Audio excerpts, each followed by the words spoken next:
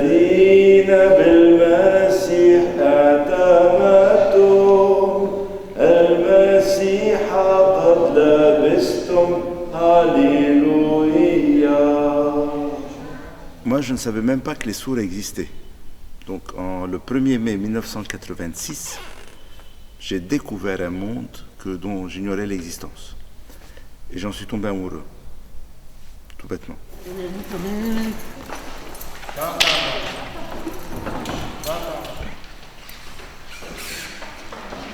Je me suis lancé à des petits services. Je leur ai dit que je savais dessiner. Ce que je pouvais faire, j'enseignais la danse, l'expression corporelle, le théâtre. Et petit à petit, c'est ma vie qui est entrée là-dedans. Et puis, un jour, j'étais avec une équipe de personnes sourdes qui voulaient aller à la messe. Ils m'ont dit, tu peux nous traduire la messe? Moi, je ne savais pas. Je n'étais pas prêtre encore. Et puis, j'ai fait de mon mieux. Et puis, c'est les personnes sourdes qui m'ont enseigné tous les signes et comment je devais leur traduire. Ils m'ont enseigné la façon de penser, parce que nous pensons d'une façon linéaire. Eux, ils pensent d'une façon imagée. Il n'y a pas d'abstrait. Il faut du concret. Il faut que les personnes puissent, avec leurs yeux, lire ce que mes mains disent et ce que mon visage exprime. Et cette paroisse, c'est la paroisse d'accueil des personnes sourdes au Liban, du fait que j'en suis l'aumônier de ces personnes. Et c'est là que l'on célèbre en général la messe pour les personnes sourdes en langue de signes. Et c'est la seule messe au Liban actuellement.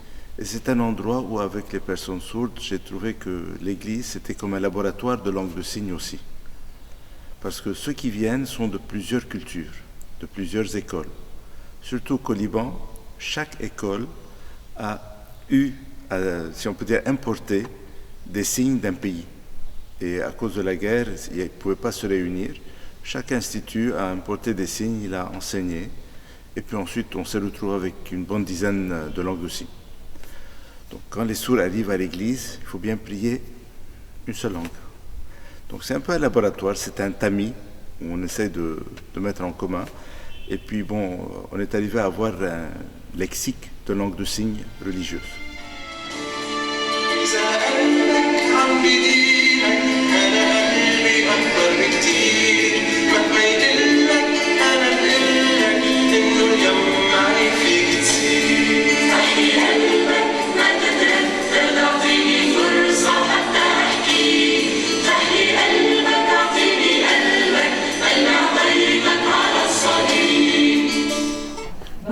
كمان من حقنا نتعرف نكون أبناء الكنيسة. الكنيسة تسمع كل الاسم من الطوائف المسيحية.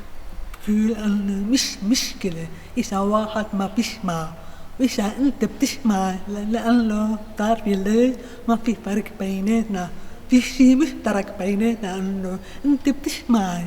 في شيء مرة سمعتي صوت الله بعيد اسمك؟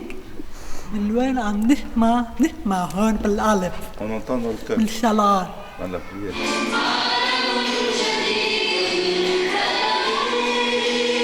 La messe habituelle, ils vont à la messe, mais pour eux c'est un théâtre muet. Les gens se mettent debout, ils se mettent debout, les gens s'assiedent, ils s'assiedent, ils voient le panier passer, ils savent c'est le temps de la quête. Je vois, je suis, point final. Mais en fin de compte, qu'est-ce qu'ils reçoivent? Rien. J'espère dans le futur qu'à travers ce service, ce ministère dans l'Église, qu'on arrive à avoir des prêtres sourds.